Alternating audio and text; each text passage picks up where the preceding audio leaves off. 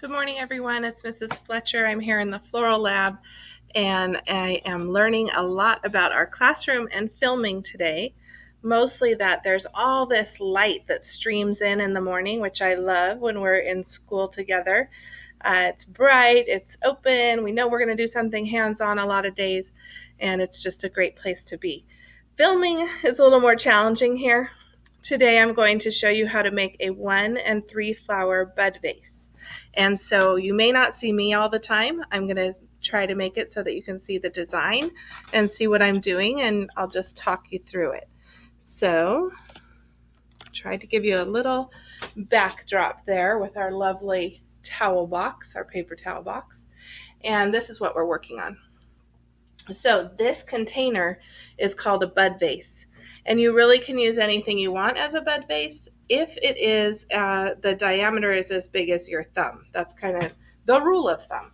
So I was just keeping these in here to keep them hydrated while I got set up. So here's our bud vase, and one of these came home to you in your pack. And what I mean is, if you can put your thumb in but not much else, that's probably the right container for a bud vase. And you can do all kinds of creative containers. That the idea of a bud vase is that it is a linear design. It's a line, okay, a vertical line. Great things about bud vase designs is that once you know how to do it, they're fairly quick, fast to make. They don't take a lot of materials, and so they are also relatively inexpensive to make. And when it's finished, it has this small footprint, and so it's great for someone's desk or possibly a side hospital table where people have very little room. Someone who lives in a small space, it's a design that can work for them. All right, so this is what you need. You, of course, need the bud vase. I put some flower food in here, but you may not have flower food. That's okay. I have 2 stems of leatherleaf fern, and when you pick your fern for this, I need you to pick one that is straight and that has a true tip on it, because we need that line as our foundation. All right, here's another one. So pretty straight up and down. It's not curving one way or the other. It might be curving backwards, and that's normal because that's how a fern grows. They grow out of the center of the plant like this, but not curving to the side. Fairly straight up and down, nice tip. So make sure you have found a couple of pieces like that. You will need some filler, and today I have Misty. You may have a different filler. This is plenty. One stem. This is one stem of Misty. You do need the stems to be long so that they can reach down to the water. And so if all you have are little pieces of baby's breath or something, that's probably not going to work for this design. And then you need a standard rose. So I have 3 because I'm going to show you the 3 rose bud vase. If you're making a 1 rose bud vase, you probably want to pick the one that is the tallest. So put them on your table like this and see which one is the tallest and straightest. And so I have 2 that are about the same height. I'm going to go ahead and keep this one for my single rose bud vase. And here's how you prepare your rose. You're going to take off the leaves except for the top set. We want to leave the top set because they help to continue to move water through the stem. You remember, through transpiration, water is lost through the back of the leaf. And so that it's like an air conditioning and pumping system for the plant, and it continues to pull water up. All the thorns should have been taken off. If they're not, you can take those off now. And then on the outside of a rose, I don't want to wash this out too much. On the outside of a rose, we have what we call guard petals. And those help to protect this rose when it was in the bud stage. But now they don't always look good. Like, they might be browning. They might have rips and tears in them. And so you want to go ahead and take those off. Anything that doesn't look good. If you're doing more of a vintage looking design, wedding, whatever the case is, you may leave more guard petals on. So they do give it a more natural look. We're just doing a classic bud vase today that has we're looking for the perfect rose. So peel those off as much as you need to, hopefully without making your rose too small. Get your guard petals off. All right, So your first step is going to be, in most designs, to create a background. And so the way we're creating a background here is if you have anything that's broken, like I have that tip that's hanging down there, right there, I'm going to go ahead and pull that off. Okay. We're creating a background of greens. And one of the most important things about a bud vase, and the biggest mistake that new designers make, is they make it too short. So we have a proportion rule in floral design, and that is that your design should be 1.5 to 2 times the height of the container. So this design should actually be up here. Here's how you figure out the height. You bring your bud vase to the edge of the desk.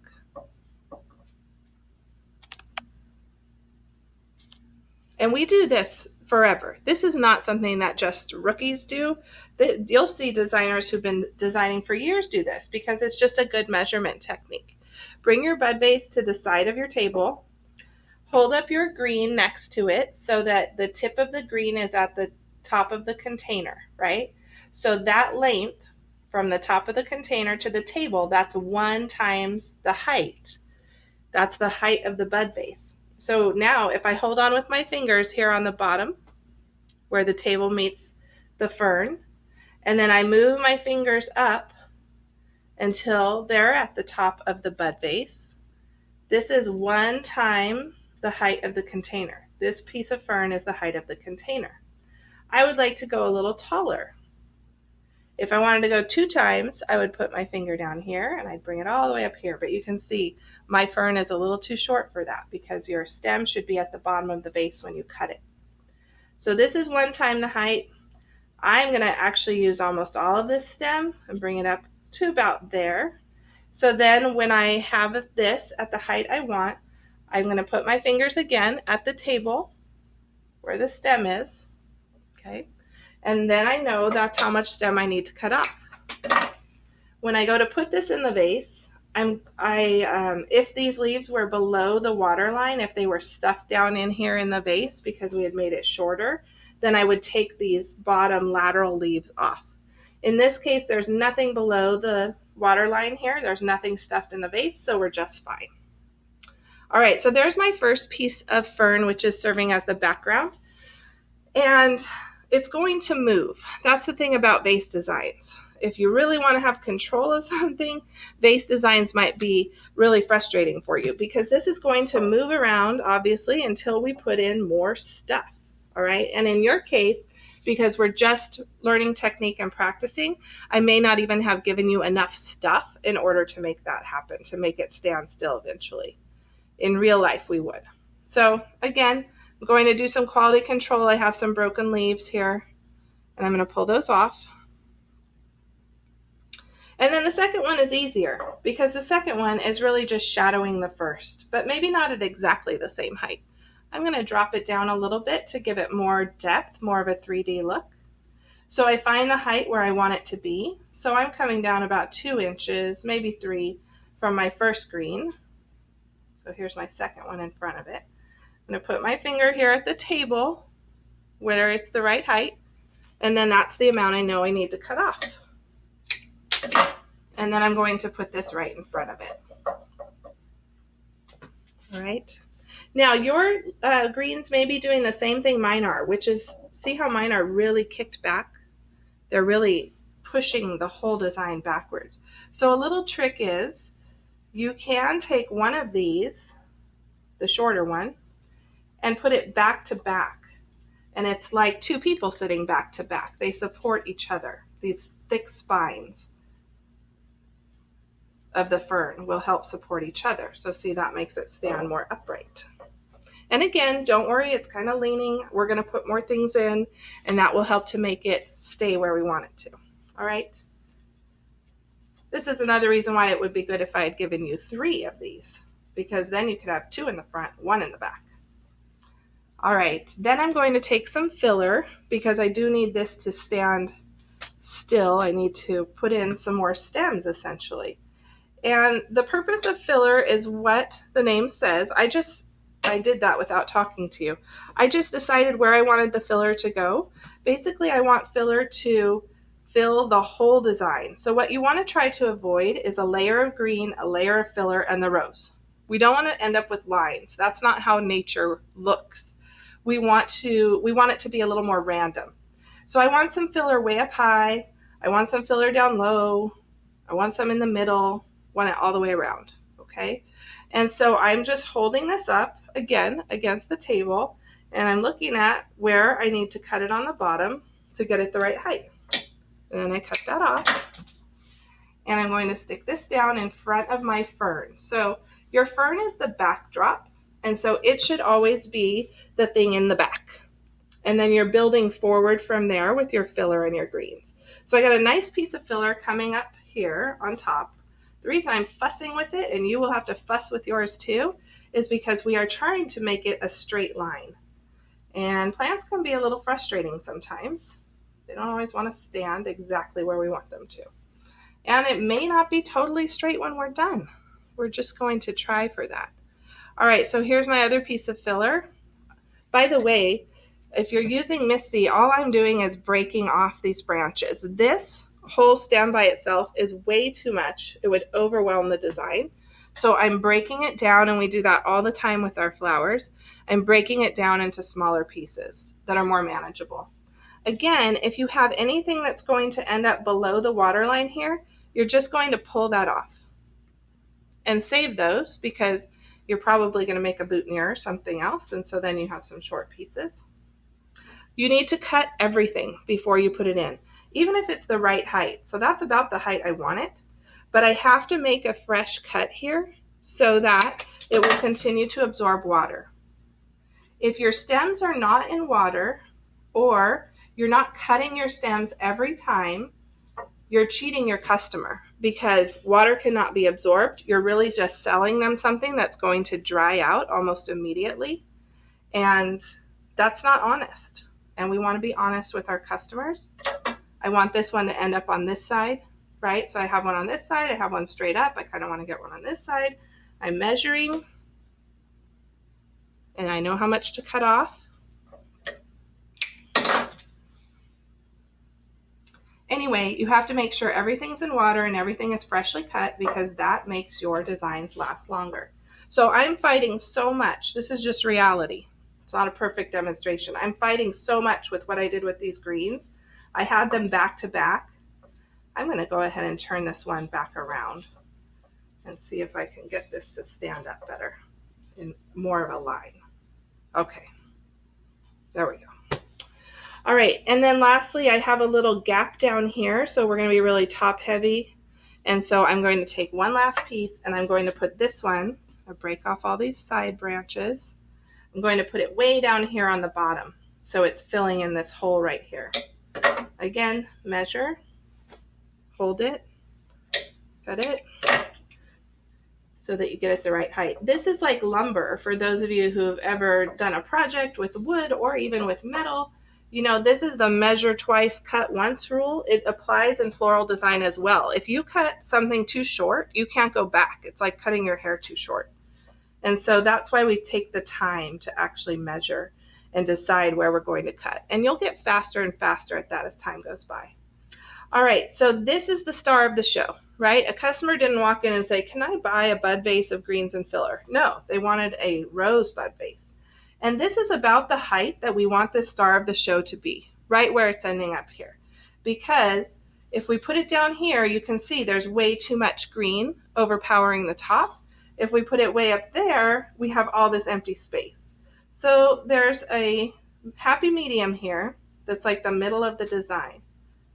And so that is about where we are. So I really don't want to cut much off of this, but again, we're going to cut because we're opening up those cells to be able to absorb water well. And then we get it in the water as fast as we can.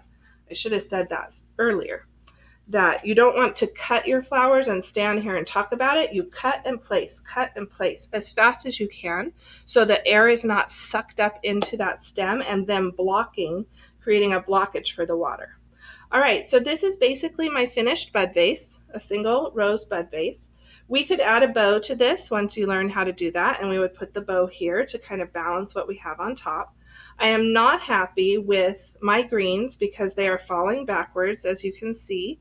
And so in real life, I would go ahead and get a couple more pieces of greens and I would prop those up so that it's more upright.